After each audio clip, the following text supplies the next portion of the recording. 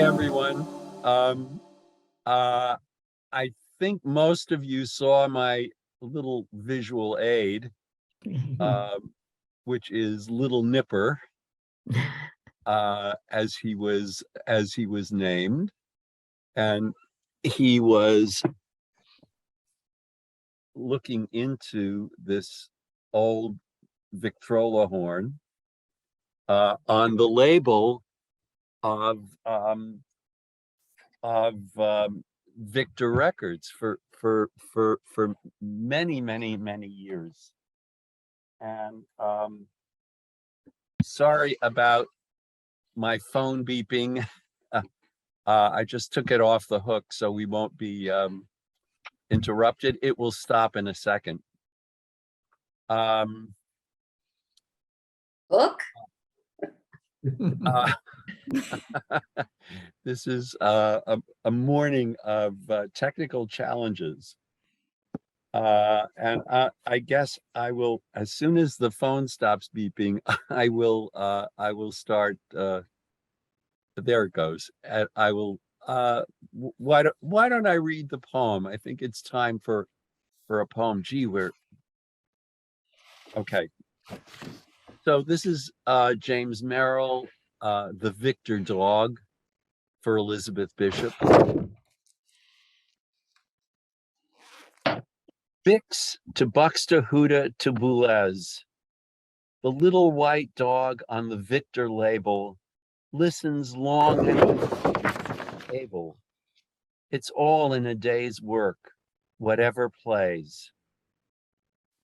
From judgment, it would seem, he has refrained. He even listens earnestly to Blois, then builds a church upon our acid rock. He's man's, no, the liarman's best friend. Or would he, or would be, if hearing and listening were the same? Does he hear? I fancy he rather smells those lemon gold arpeggios in Ravel's Le Jeu d'eau de palais de ceux qui s'aiment. He ponders the Schumann concerto's tall willow hit by lightning and stays put. When he surmises through one of Bach's eternal boxwood mazes, oboe pungent as a bitch in heat, or when the calypso decants its raw bay rum, or the moon in Wozzeck reddens ripe for murder, he doesn't sneeze or howl, just listens harder. Adamant needles bear down on him from whirling of outer space, too black, too near. But he was taught as a puppy not to flinch, much less to imitate his bête noire, Blanche, who barked, fat, foolish creature, at King Lear.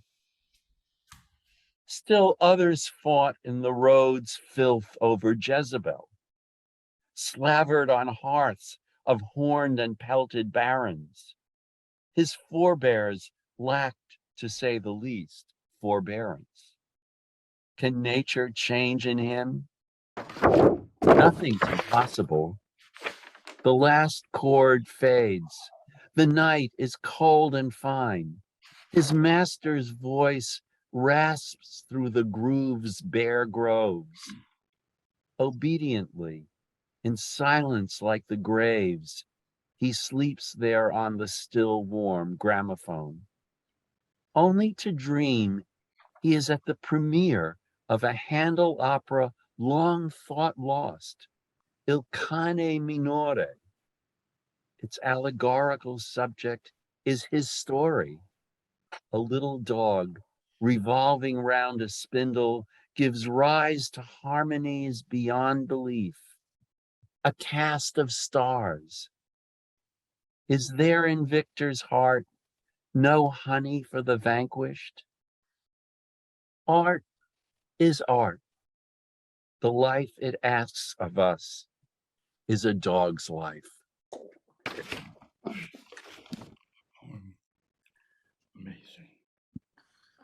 Um, I had got an a very interesting message from one of you um recently about in a way about resisting footnotes. Um, I read this poem and a number of different explications,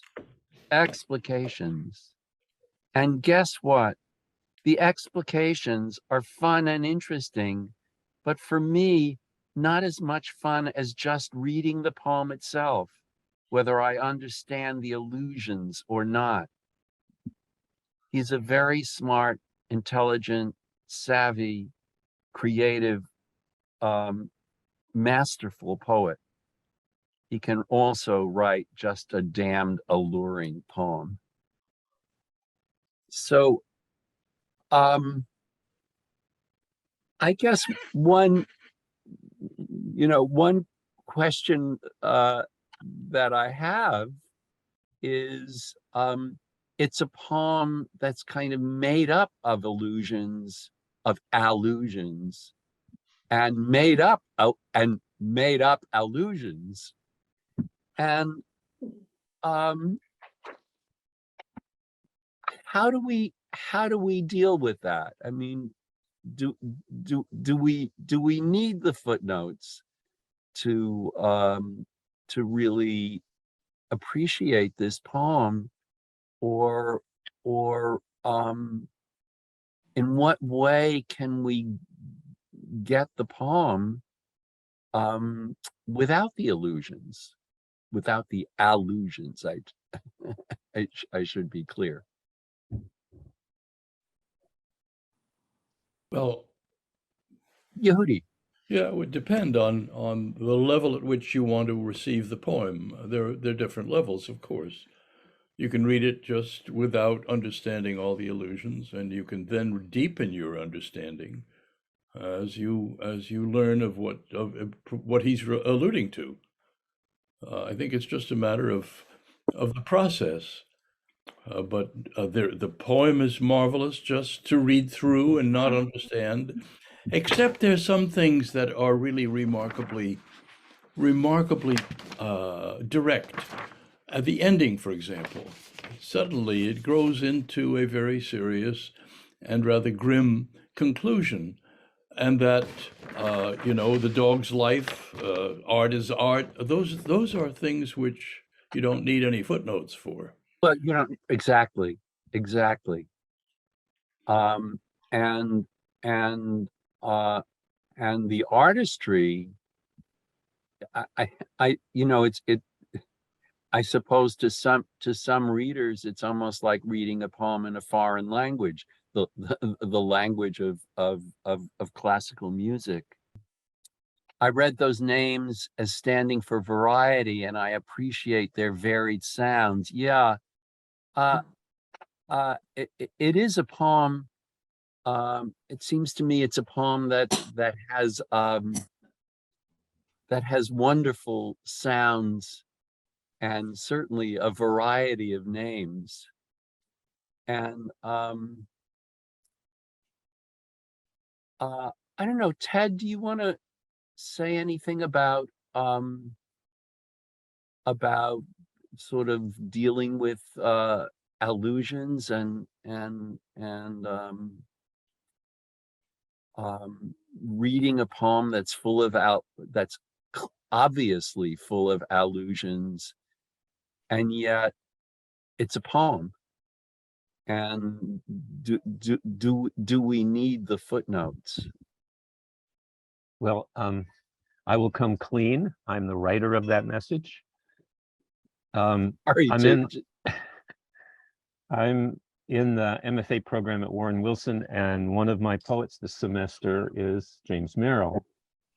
So I read the book of Ephraim, and I couldn't help but be astonished at the poetic capacity, the amount of allusions, the sort of attempted journey of the thing.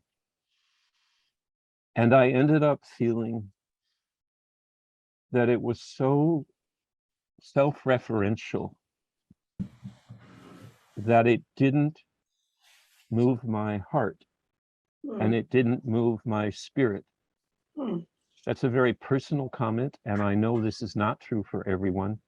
So for example, Plath or Crane or Merwin all moved me deeply, and I wanted to be moved by Merrill. And so when this poem popped up on the screen, I thought, well, what will this experience be like in comparison with what I experienced from reading that whole book? What was the book you read? Oh, The Book of Ephraim. This is the first volume of Merrill's trilogy. Okay. so when I read this poem out loud to myself yesterday as I was along the Charles River, I laughed out loud so hard at some of the sounds and the ways that he was using words. I felt that he hadn't only redeemed himself, I put him back probably in his rightful place. And then of course I went and read 3 or 4 explications, and I think I understand everything he's referring to, but then I read it again out loud and I just thought, this is just so much damn fun. This is fabulous. So I'm sorry for the long explanation. That's No, more No, than- no, No, not, it's fine. No. not long at all. Fun, I think fun is an operative word in this poem, and that was part of my response when I read it. It's so much fun reading this poem. Bringing all this collection of different things together via the dog and giving a doggy perspective. Right. And It smells the pieces. Jennifer just made a comment about that too. That was one of my favorite parts. yeah, does anybody want to read, or I can read Jennifer's comment was, I love the music of this poem without having first-hand experience of much of the music he refers to itself. He changes the feel and movement of each line to suit the different references. And when he imagines the dog smelling the pieces, it's self like a kind of doggy emphasis. Ekphrasis. Ekphrasis. Yeah. Okay. And it's a poem about paying attention to everything, trying to take in everything faithfully, tune in on every channel. It's about devotion and dedication. Sort of continuing what Ted was saying, and I love Yeah. that you had to laugh out loud on the Charles River. Yeah. Lloyd? Can Yes, I just, Steve, can I speak just counter to that a little bit? please. I agree with everything everybody said, but I think a poem that's this filled with illusion has a purpose, and I think it doesn't make any sense to deny the purpose. What I was thinking about is Chinese poetry, which is very much built on illusion, and the purpose is it's creating a we. We know this. We remember this. If I say this, you'll also remember this. So it's creating a connectiveness. I don't think, unlike us, Merrill didn't write this and have to find interesting illusions. He's writing about the attention he has in his mind, and he's inviting us to say, aren't we part of the same thing? Maybe some contemporaries would also say, yeah, I remember some of these pieces of music, and the rest of us have to catch up by, Googling. But it's as if he's saying, this is what whole mind contains. This is the universe that we contain. Why we pay attention, because we can unite all these things. And I think the illusion that that's what our culture is supposed to have. That's really interesting to me because I think an example of that, of what you said, was at the beginning of this meeting when Lloyd held up the dog and and I, quipped, oh, that we all know what those are. You don't have to explain it to. So I was, as creating a we of us people old enough to remember records and to remember Victor records. I think it's a very interesting observation. Has so much to do with, now what's in the cultural air about the canon,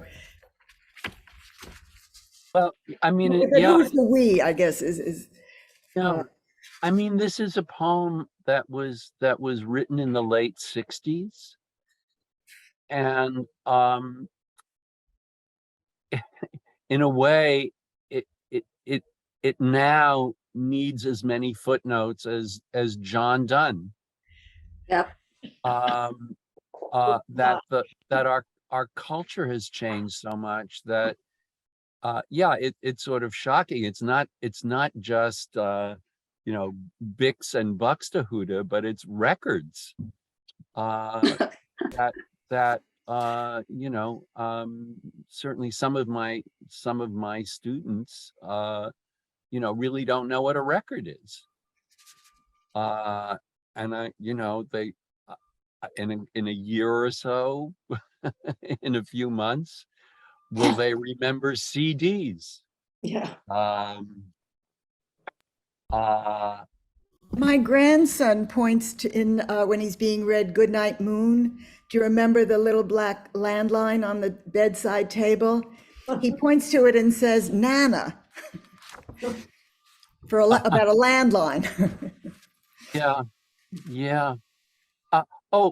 Marita, could you read Jennifer's latest newest comment, because I think it's just wonderful. Where it says, I don't think the dog knows the references. He makes of the music what he can, enters in the way he is able to. And she's trying. Jennifer's trying. She's still having difficulty, but Yeah, she says she hears one word in 10. That's depressing. Yeah.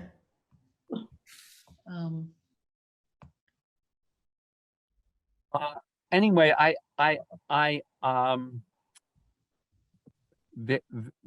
there are things and feelings in this poem beyond the allusions, but it is written to Elizabeth Bishop. I mean, it's dedicated to Elizabeth Bishop, and really written for her. Elizabeth Bishop loved music, and she loved all kinds of music, from Bix to Buxtehude to Boulez. I don't know about how much she loved Boulez, but but possibly, and she certainly knew who he was, and so there is, on at least on one level, all of these allusions have a kind of personal import, even if they're not to all of us, certainly to the person that they were dedicated to. And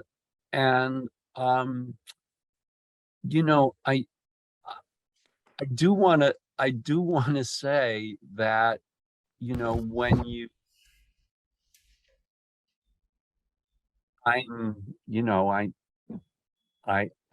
I write about music, so all of these allusions are, or certainly most of them, are pretty familiar to me.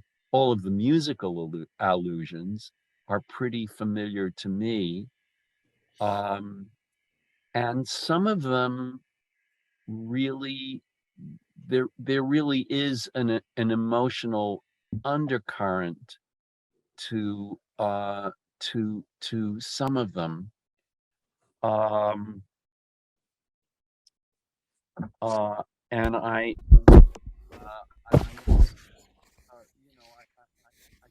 Lost you.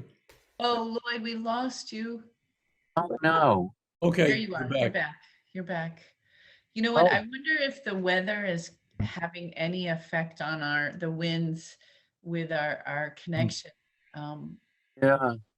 Jennifer did just like a buffering. comment in the comment field. that it's a great companion piece to Bishop's poet Sandpiper, who is looking for something, Something. and Bishop's eye for the natural world and Merrill's ear for culture's varied voices. Oh, yeah, and Mary, you've added Bishop's Cirque d'Hiver, which is about a little toy horse, a wind-up toy horse with a dancer on its back. So a kind of mechanical object that's really also a kind of it's a wonderful poem about, I think about the two sides of the human experience, of the artist who's doing the real work, and then the little display dancer on the back of the horse. One of my favorite poems. But yeah, it's a very good association. There are I guess I have to hold the book up so I don't look away from the microphone. To I the Bishop, may I yeah, say Catherine, something? please. Yeah. When I began this, of course, the italicized dedication leaped out. And I thought it began as a sort of, I thought it was going to be a tour de force sort of imitation. I mean, it's her voice in the modesty, it's man's, correcting herself. And it would seem those modest bits that she, and of course, the imagination entering into, well, as Jennifer said, into the natural world, but it's actually a small detail that we can all recall, but who would have imagined, all that she imagines into that? Little white dogs going around the turntable. Around this. Yeah. So I don't know. I guess I'd like to go through it. Yehudi, I'm going to wait until we get to the moment in the poem that you wrote to me about, and ask you about that. But so Bix to Buxtehude to Boulez is really covering a wide spectrum of I think there's even a wide spectrum of music history, and I think there's maybe even a little joke, because in the music world the three B's are usually Bach, Beethoven, and Brahms. Right. And here they're Bix Beiderbecke, who's a 20s great cornet player and songwriter, who worked with Duke Ellington. I hope people remember Duke Ellington. Yes. Buxtehude's 17th century. Boulez died only a few years ago and is one of the most challenging and interesting avant-garde composers, conductors, writer about music. The little white dog on the Victor label listens long and hard as he is able. It's all in a day's work, whatever plays. Boulez and plays, label, able. I think we can tell fairly early on that there are rhymes in this poem, and that some of the rhymes are exact rhymes and some of the rhymes are slant rhymes or off rhymes. I'm sorry? Oh, okay. And I want to come back to well, at least ask you to think about what I have a very specific idea in my mind about the point of this particular rhyme pattern of the first and fourth line rhyming and the second and third line rhyming. It's not that unusual, but I think when we see a 4-line stanza, we usually think of the rhymes as alternating, A, B, rather than A, B, A. And so it's something that I enjoy thinking about. And I have at least one idea about that pattern of rhymes in the poem. From judgment, it would seem he has refrained. That's a kind of interesting line, and I don't think Merrill does this anywhere else in the poem, but the word order is very old-fashioned. It's really a kind of 18th or 19th century word order. A contemporary poet wouldn't say from judgment he has refrained. We'd say he has refrained from judgment. But it's an important line.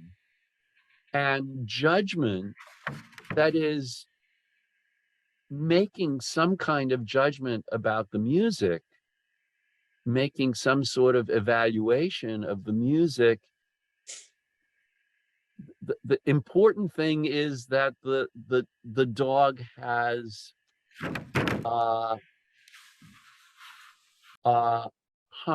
that the dog refrains from judgment, is not making judgment. I mean, and we don't know if he understands any of this, but at least he's not judging Bix and Buxtehude and Boulez. He's just listening with open ears, with an open mind. He even listens earnestly to Bloch, then builds a church upon our acid rock. Well, whether we, I mean, it's Merrill being just super clever and complicated, and I mean, the puns are on so many different levels in just that one line. From the biblical to the surely the most contemporary reference in the whole poem is to acid rock. And then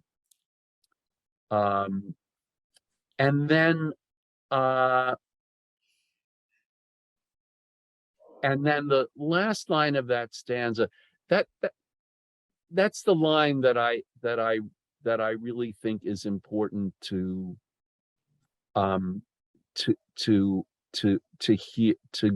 get to understand the reference in that line. He's man's, no, he's the liarman's best friend. And anyone know what the reference to the liarman is? Susan. Yes. I looked it up. I'm one of these people. Oh, okay. So Okay. shall I refrain from? It's No, a song in Winterize. You're allowed to look things up. It's a song, one of the songs in Schumann's Winterize. Schubert, sorry, yes. Schubert.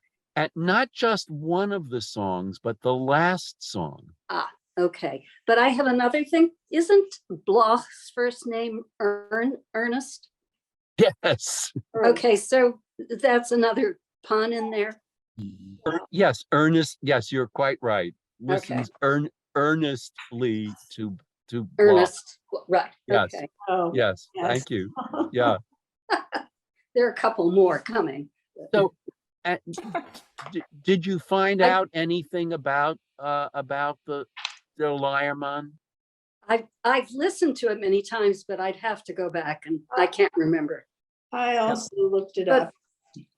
Yeah, It Ruth. Yeah. says it's a hurdy-gurdy man. Yes. Ah, Right. So it's a hurdy-gurdy man. It's the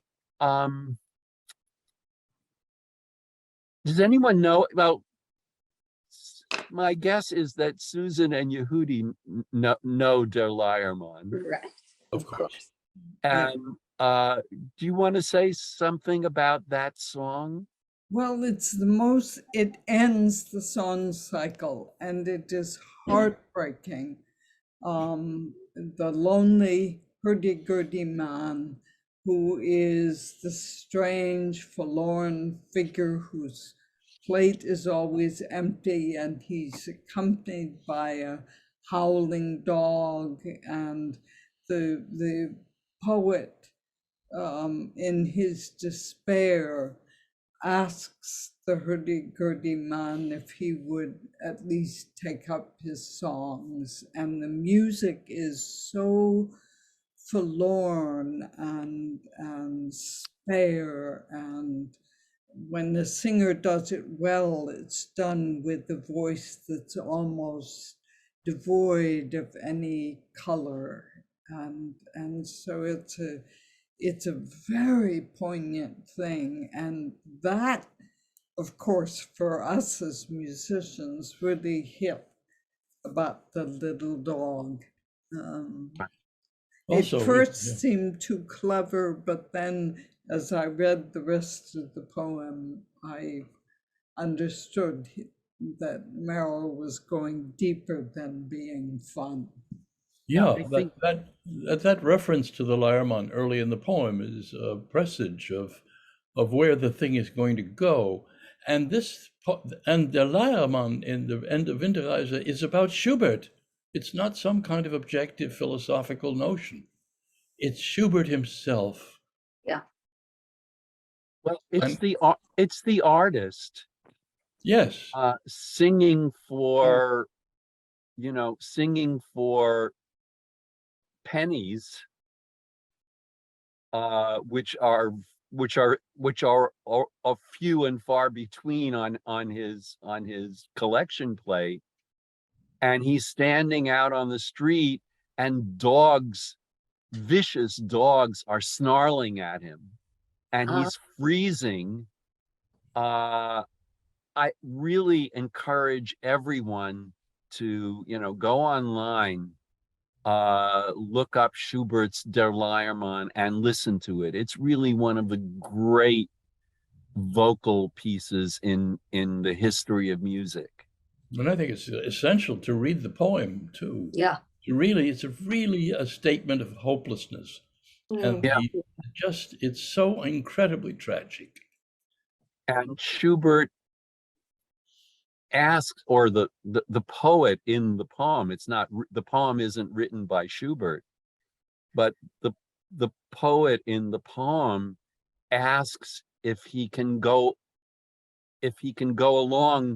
travel along with the Lyreman in this cold Winterreise, winter journey.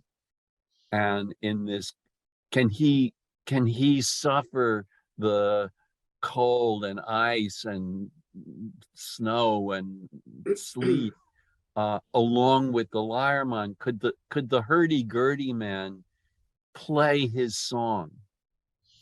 And it's a great piece of music about art and about making art, and the suffering of making art and the suffering of just suffering. And facing death. And facing death. This is at the very end of Schubert's life, and he knew he was dying, and it's just unbearable. Yeah, it is.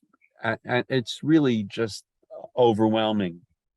And then here is Little Nipper looking into the phonograph, and he's not one of the snarling dogs. He's listening benignly. He's not making judgments. He's the liar man's best friend.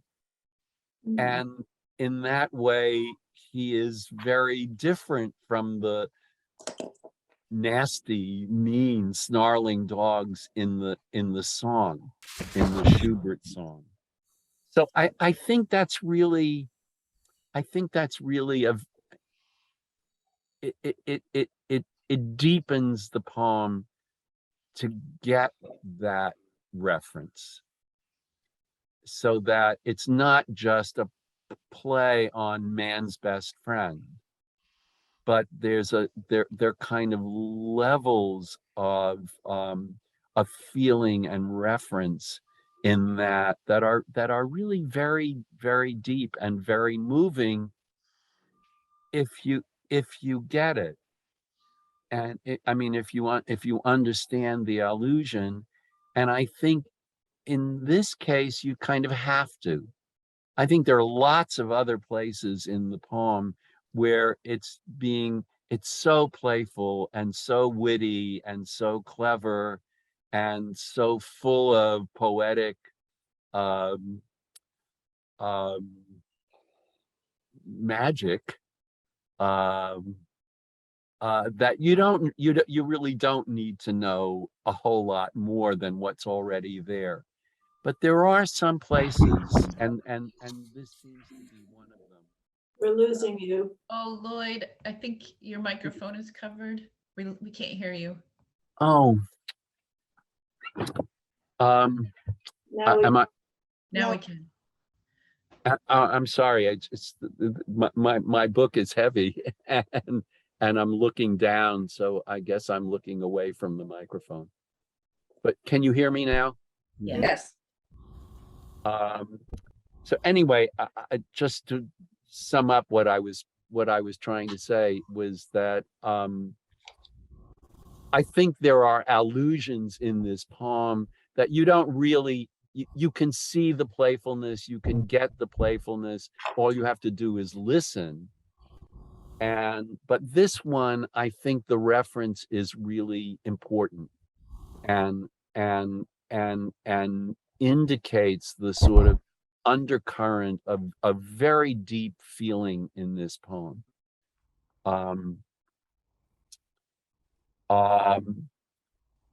He's the liar man's best friend, or would be if hearing and listening were the same. Does he hear?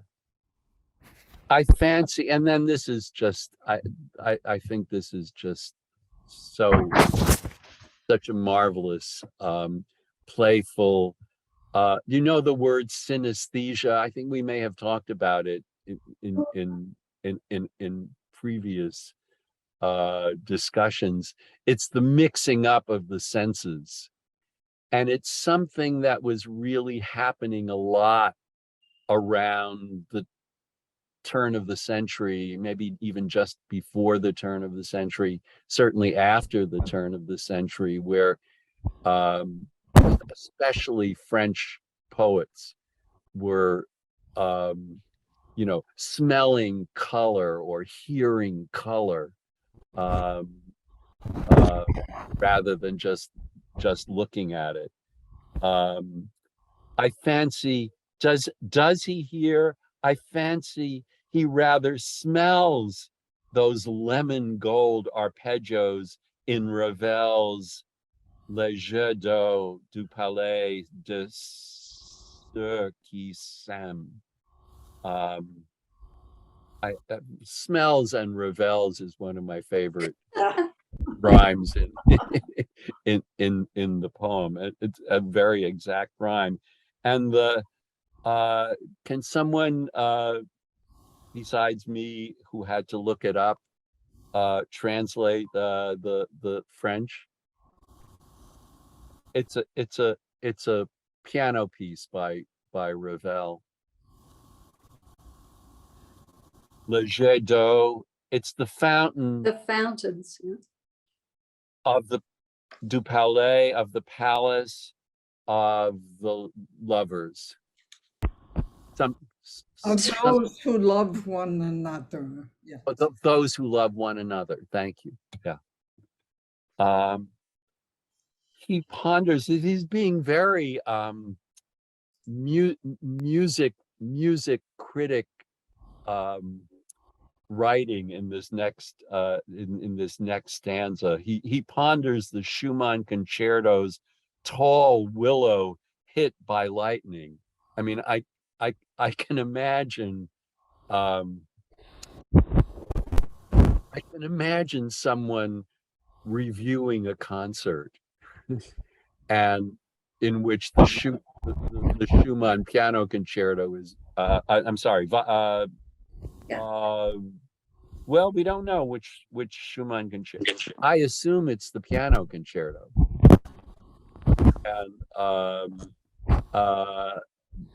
And some critic saying, "Oh, those opening chords were like a tall willow being hit by lightning."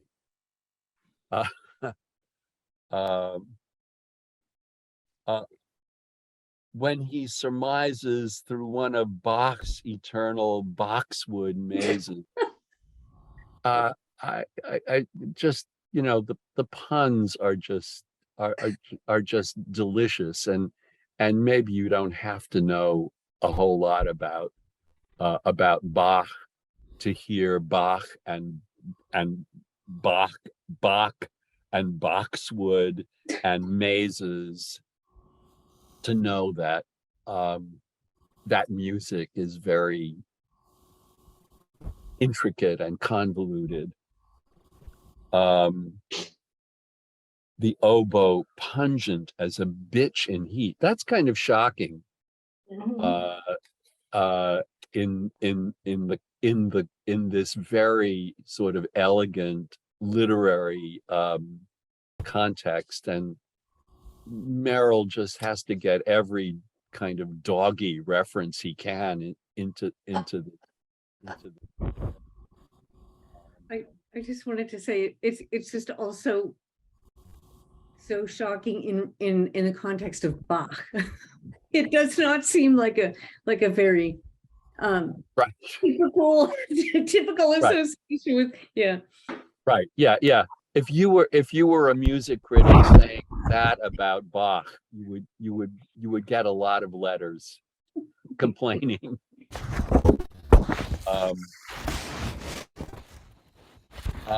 Or when Calypso decants its raw bay rum, I think that's kind of gorgeous and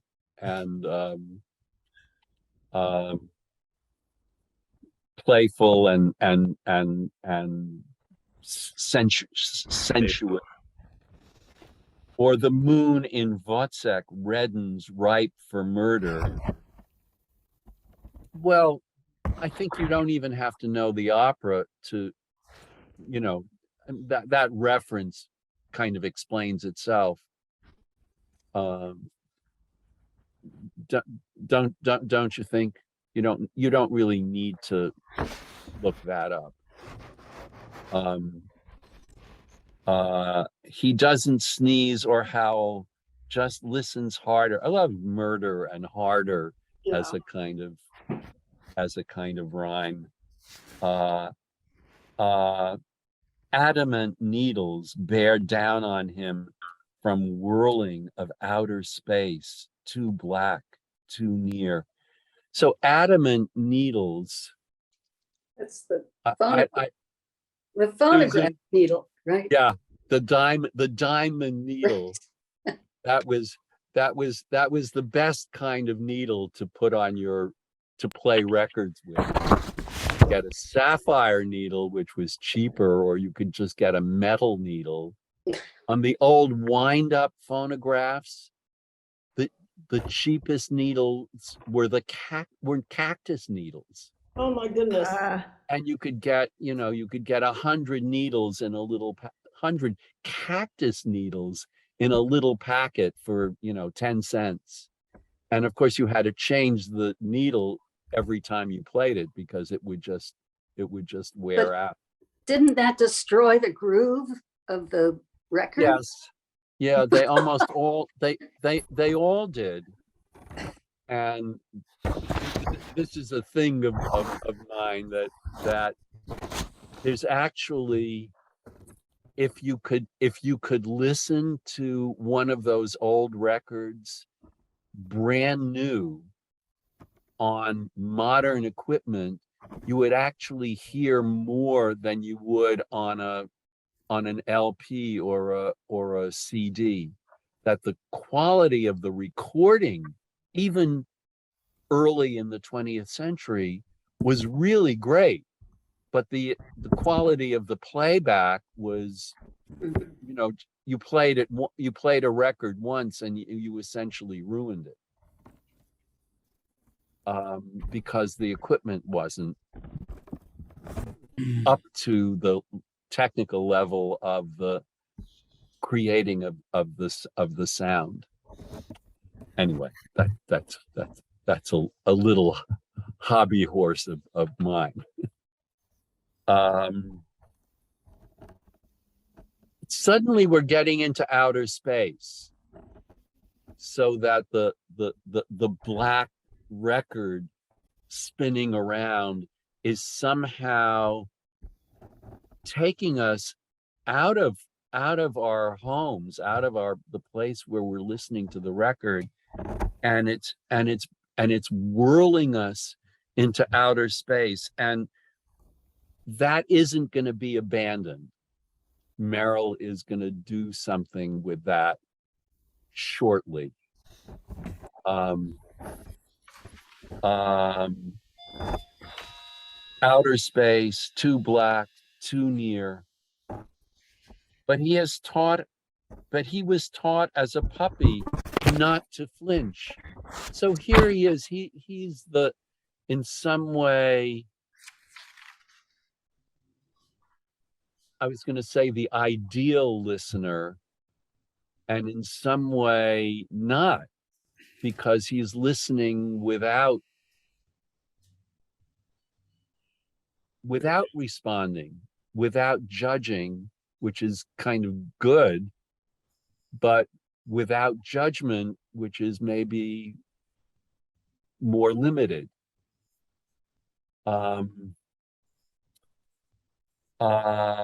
But he was taught as a puppy not to flinch, much less to imitate. Do not imitate his bête noire. Again, very, very, very playful. His bête noire, Blanche. So noir is black, Blanche means white. It's the name of one of King Lear's dogs, which we will be reminded of in the next line. Who barked, fat, foolish creature, at King Lear? So,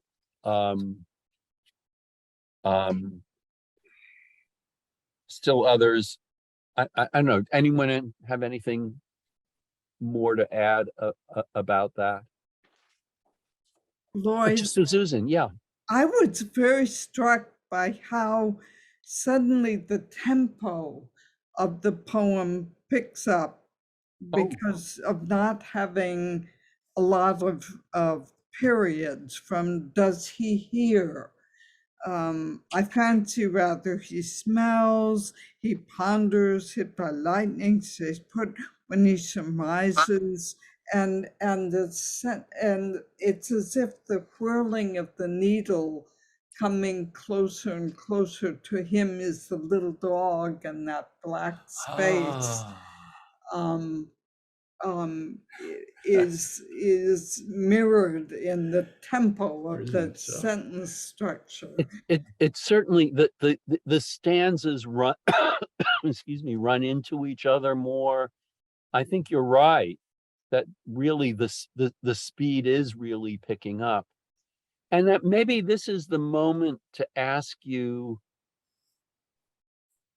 I wonder if any of you have come up with my own interpretation of why Merrill is using this rhyme scheme, this ABBA rhyme scheme, because I think it's sort of connected to what Susan, what you were just saying.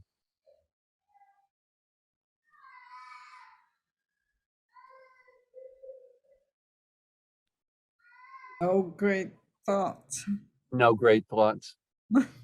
I don't know. Well, it's see if you agree with me. With me, I'll just tell you what I was thinking. That I mean, I think rhymes have something to do with forward movement, kind of looking back and then moving ahead. So the rhyme always looks back to the previous rhyme and looks ahead to the next rhyme. But here, the ABBA is not really forward movement, it's a kind of circular movement.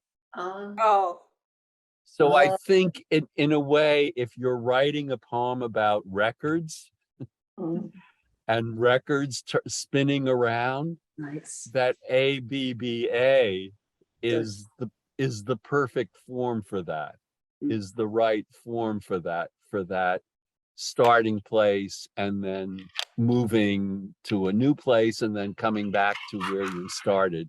So that kind of, I think that kind of turning is sort of implicit in the rhyme scheme, I think.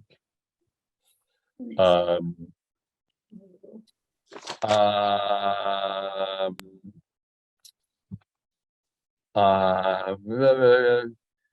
still others fought in the roads, filth over Jezebel. So this is another biblical reference after the builds our church upon our acid rock.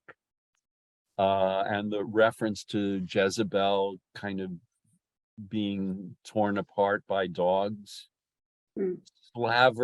slavered on hearths of horned and pelted barons. It's an awfully good image, a powerful image of, you know, some old, you know, Nordic. yes, exactly, Nordic drinking party, orgy of some sort. His forebears lacked, to say the least, forbearance. Well, and we go back to the earnestly to Bloch. That it's that kind of pun for forebears and forbearance. Can nature change him? Nothing's impossible.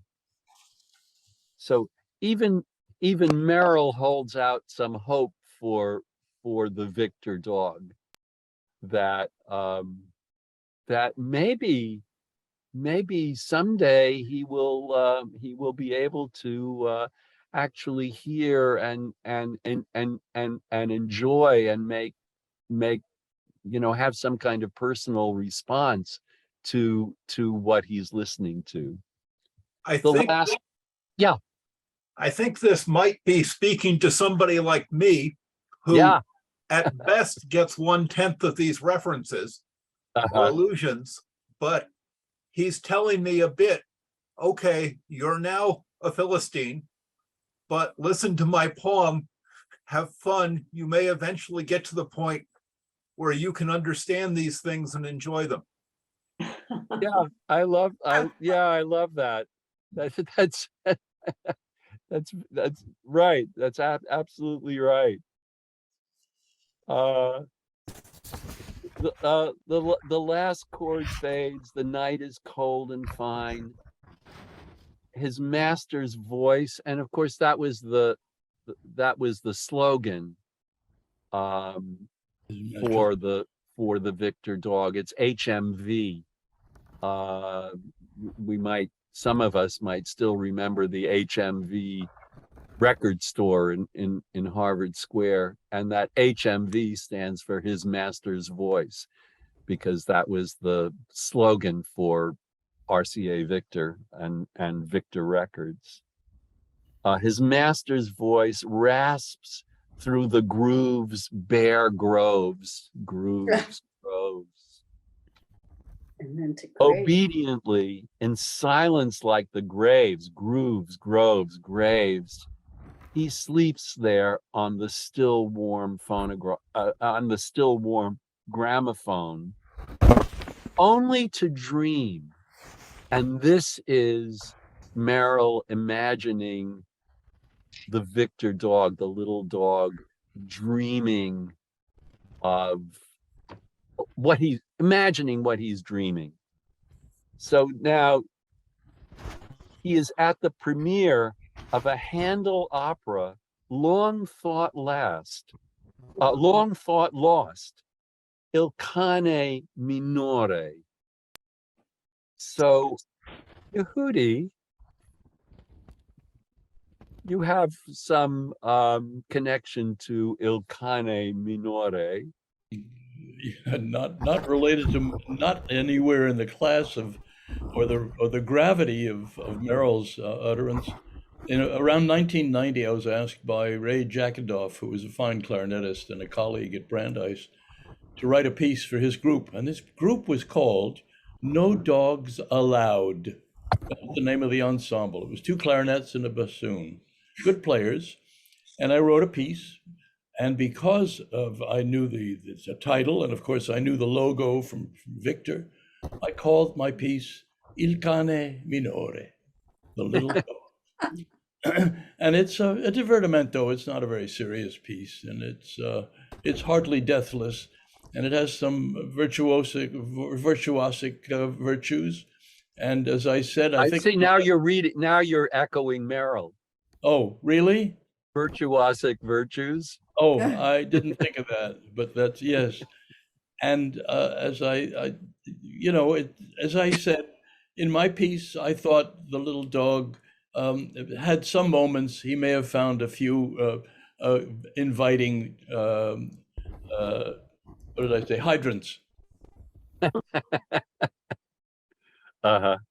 And I think you also mentioned that Il Cane Minore there's another kind of reference there as well. Susan? Well, it's to the companion dog of Orion. Yes, right. So it's a constellation. It's a small constellation. And I would love to hear that Handel opera. Yeah. That imaginary opera based on with that title. The little dog, the minor dog. Its allegorical subject is his story. A little, and here, yeah. The hero's name is Orfeo. Orfeo.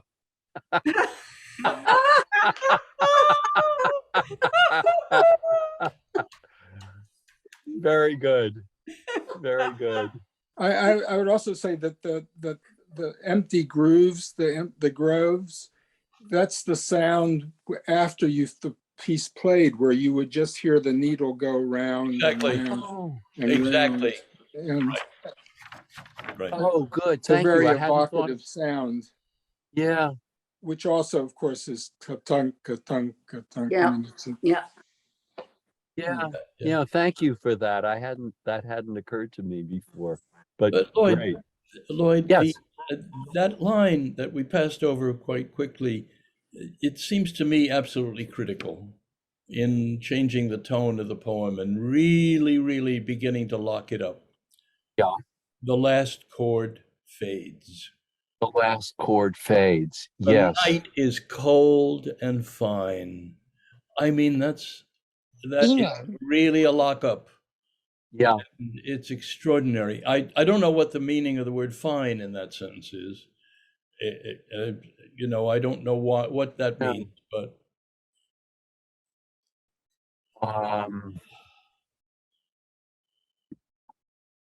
yeah.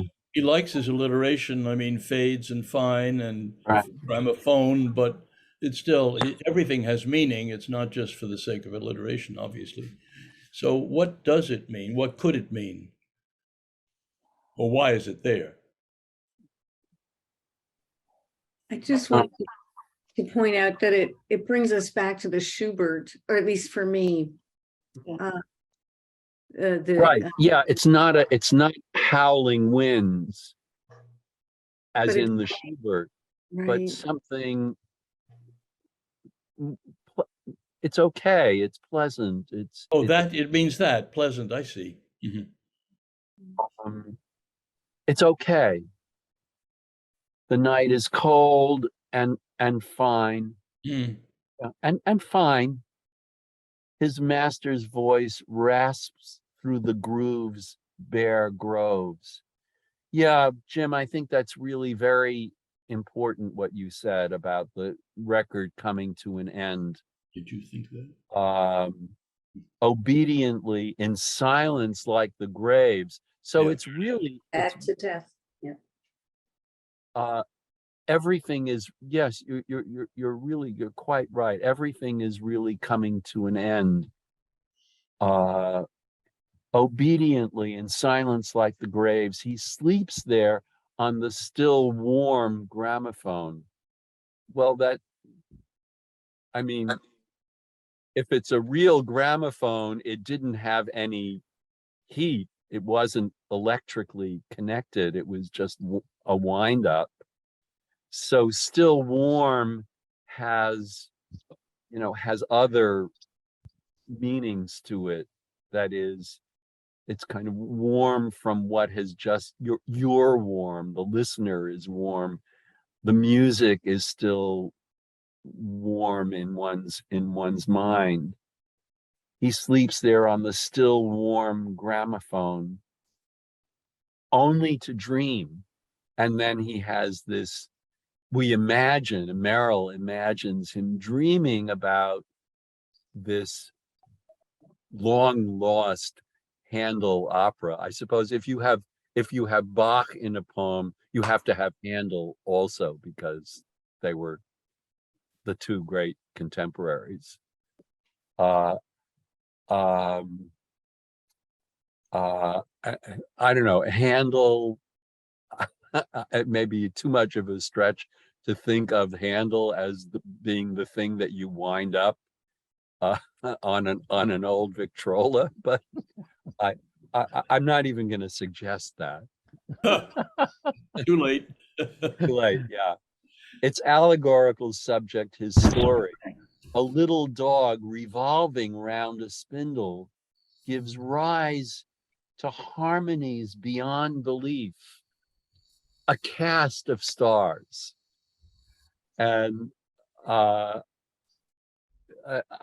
kind of love a cast of stars, and which is such a kind of Hollywood slogan. A preview for a movie with all the famous movie stars in it, but here the cast of stars is really the constellations. It's a cast of stars. Is there in Victor's heart no honey for the vanquished? That's such a that's a very challenging line. I kind of love it, but it's one of those lines that kind of forces me to think about its implications. And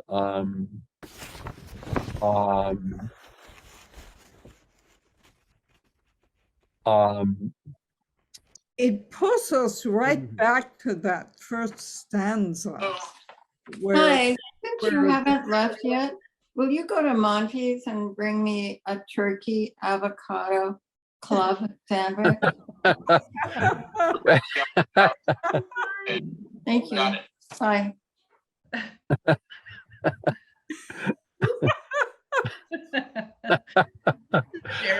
Could have been worse. It could have been worse.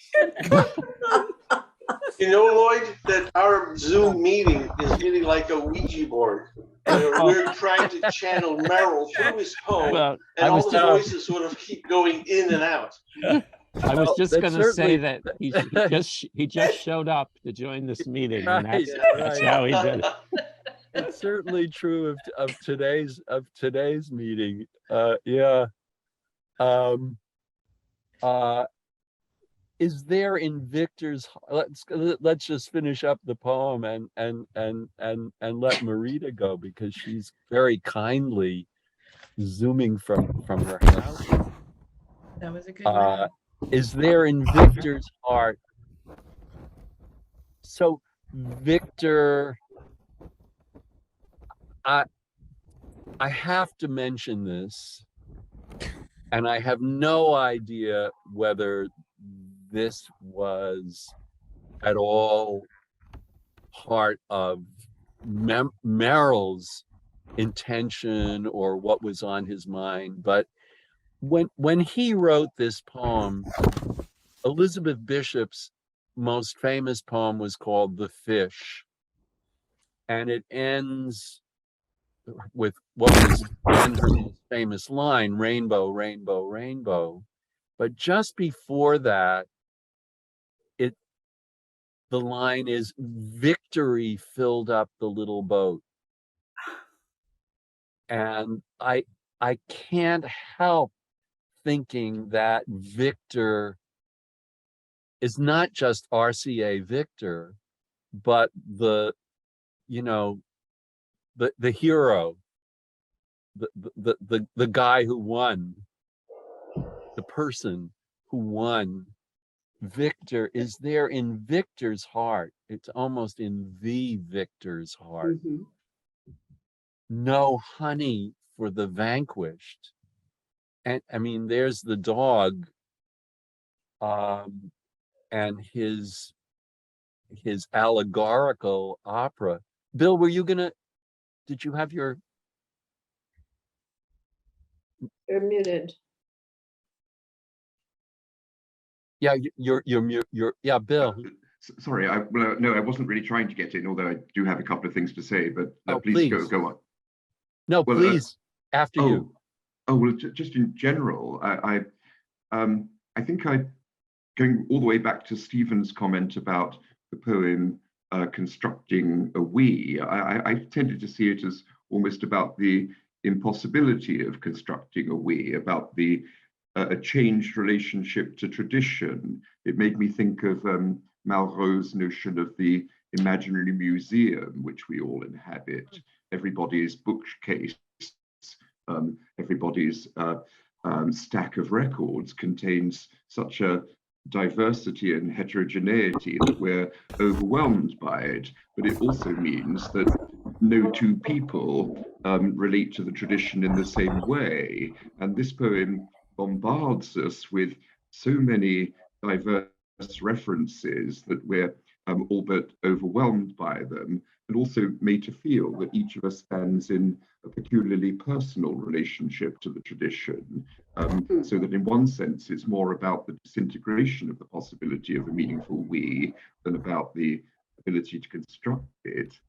And another strand in the poem, which I don't think we've mentioned, has to do with the notion of culture as a replacement for religion. The notion of art as spilt religion, in a sense, as T. Hume once put it. I mean, that comes up quite explicitly at the point when playfully acid rock is The church. Yes, the foundation of the church. So a kind of music is taking the place of religion, and yet the new religion that culture offers isn't really capable of doing what religion does. If religion etymologically religare binds us together again. In one sense, culture isolates us in this new setting where each of us stands in such a personalized relation to the tradition. I don't know if any of that makes sense. I'm not sure. Yes, I Very No, interesting. very much so. Yeah, Mhm. yeah. Can I add, ultimately, can I add ultimately, something, Lloyd, to dovetail with what Bill said? I, Please. I would say this is the purpose of the bardic tradition.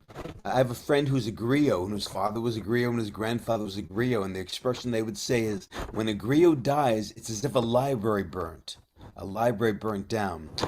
The bard was supposed to contain the culture. He or she was meant to have all of this in their mind, and we are aware that we can't.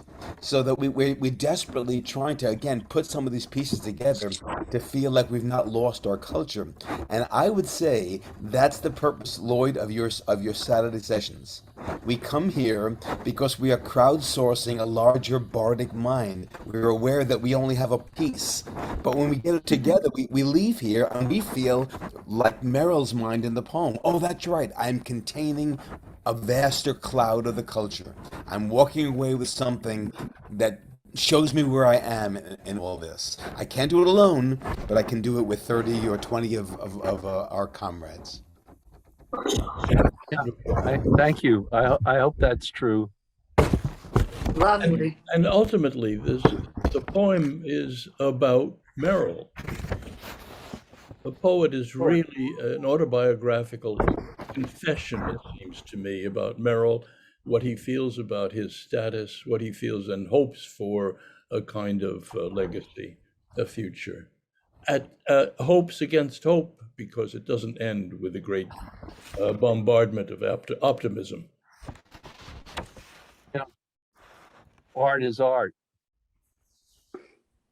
The It's like- life it asks of us is a dog's life. And he can't altogether glorify. He can make the dog very colorful and sentient, but he can't really glorify its destiny.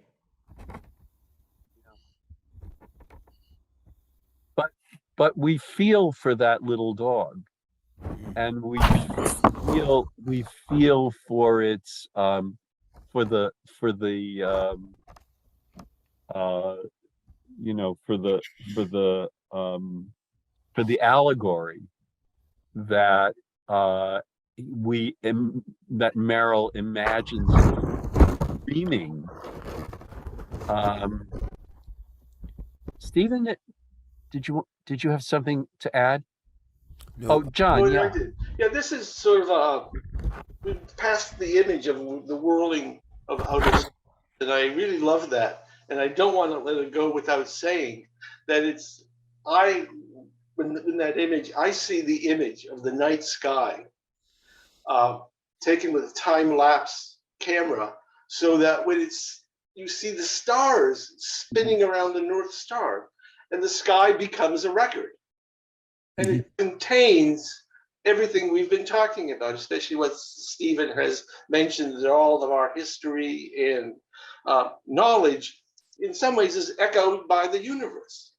It's there, and it's not lost. You just have to be able to see it. Bix and Buxtehude and Boulez all spinning around. Yeah.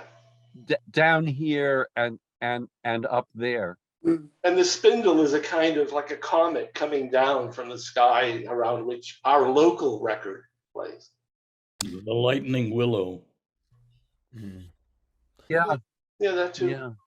Yeah. Because eventually he's going to be the hiss at the end of the record. He's aware that his mind that contains all this, he will be the hiss, and he's trying to say, but still, it's okay, it will carry on. The fates he has is the poet cranking his organ, his hurdy-gurdy while the dogs bite at him, or the man that his mind contains too much like Lear and he goes mad, or for all of us, we become the hiss.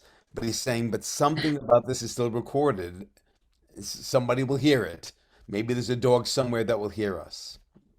And listen. And Not listen. only hear, but also listen. And smell. Well, What, maybe that too. what Yeah. does no honey for the vanquished draw up for people? That mystifies me. Well, I think that's hard, and and I, and any thoughts? Anyone have any help? I'm not sure I can help with that. I have a it's a little bit of a stretch for me. I think that's one of the harder moments in the poem. No honey for the vanquished.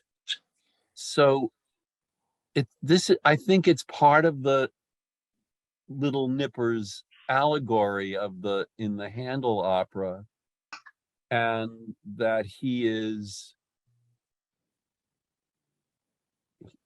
defeated in the opera, and Victor, the record company, and the victorious figure in the opera, or has no balm, has no sweetness to offer him.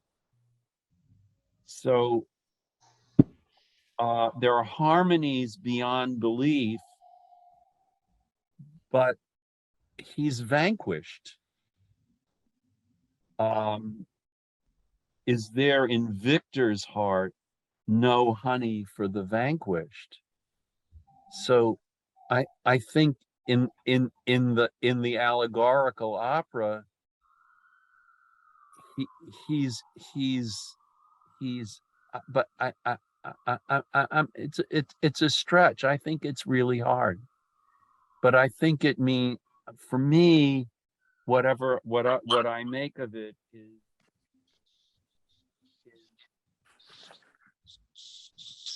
who is victorious. Okay. Yeah, someone. We couldn't hear you. Oh no. No, you're back. You're back. Just repeat what you just said. Well, that in the allegorical opera, there's really there's nothing for the hero. The hero has lost. In it is there in that the record company doesn't offer balm or comfort or the honey. I mean, there's the question: is there anything for the little dog who is spinning around? And then what else can you say? Art is art.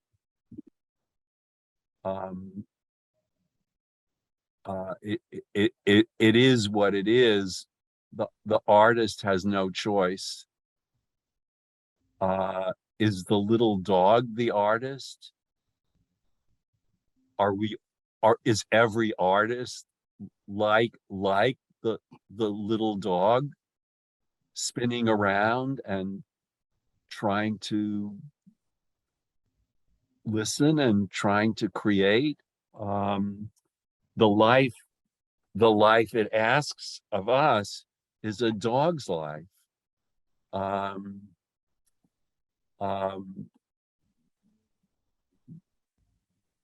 We don't know. The artist doesn't know. I mean, I think this is what Stephen and John and Bill were sort of were talking about. Yehudi.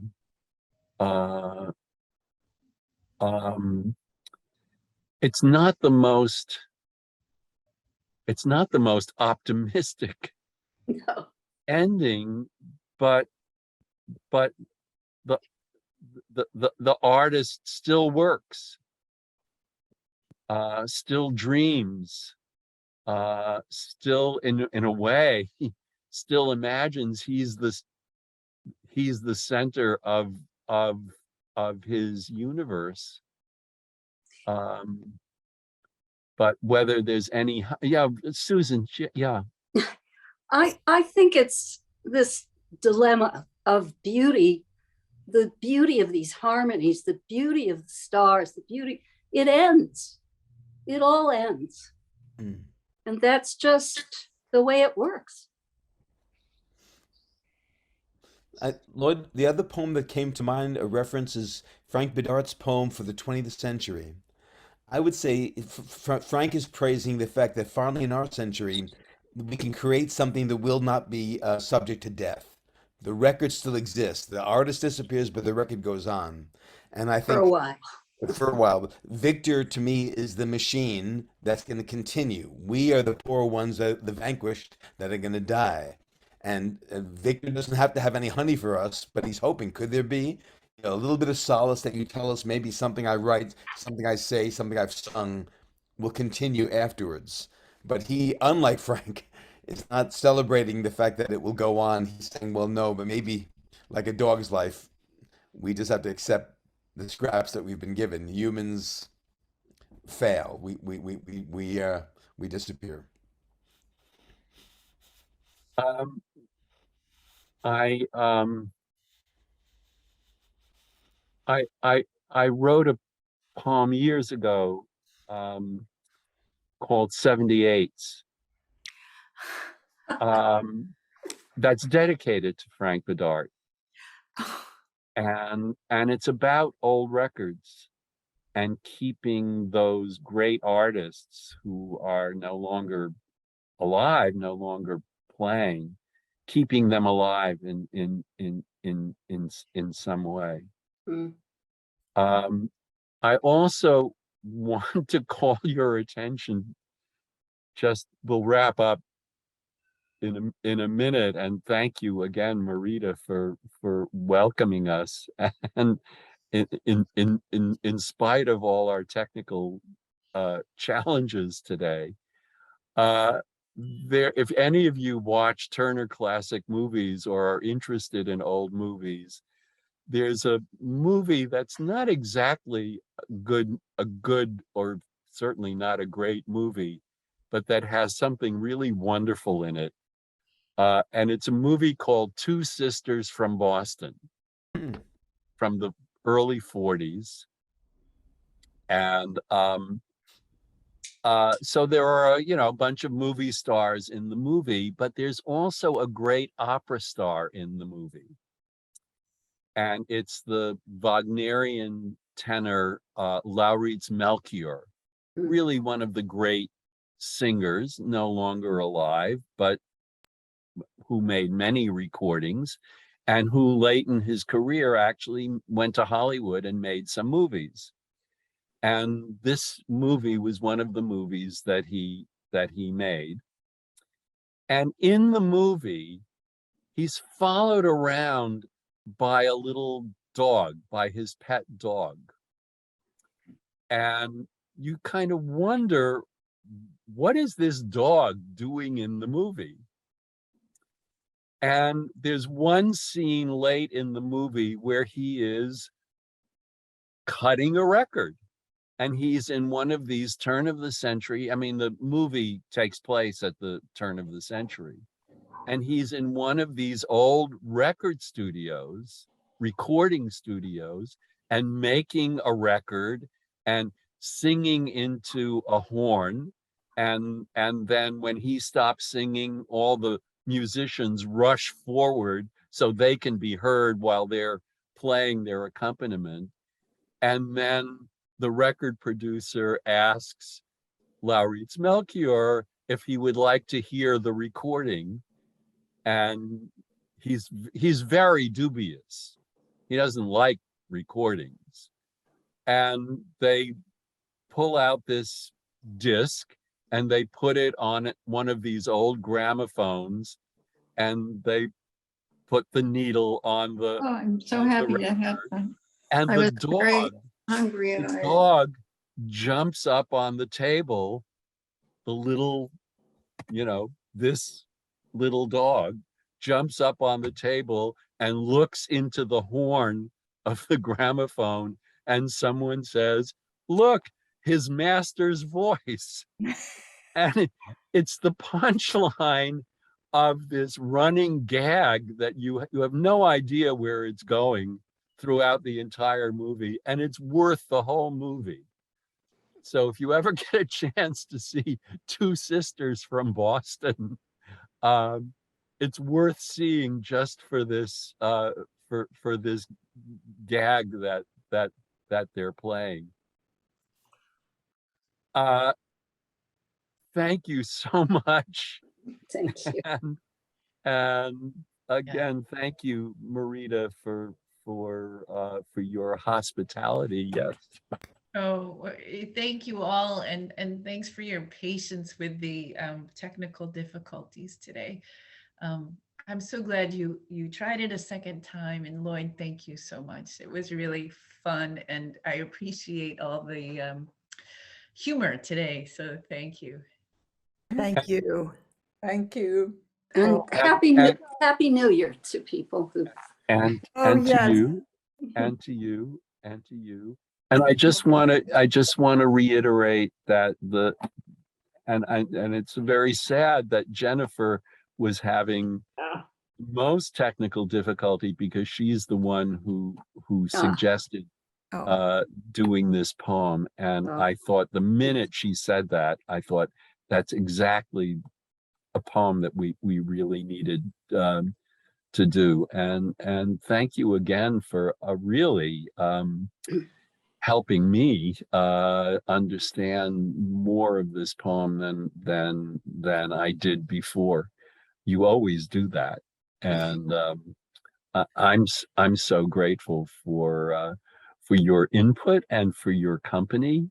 Great to see you all, and be well.